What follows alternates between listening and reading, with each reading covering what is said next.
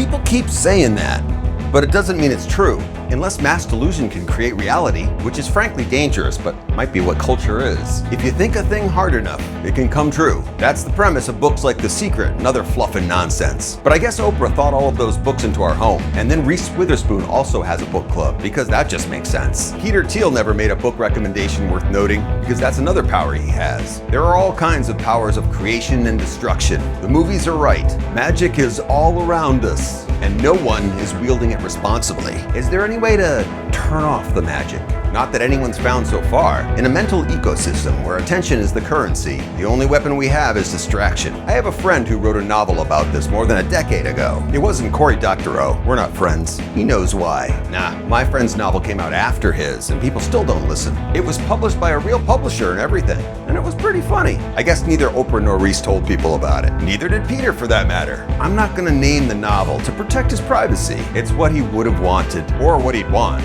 Still alive as far as I know, but no one's paying attention, so he might be anything. A dish rag, a Donald Duck impersonator. Are things called impersonators when a costume is involved and it's not a person? Probably not. That sounds ridiculous. And above all, I try to stay away from ridiculousness. Ridicule, on the other hand, ridicule is my middle name.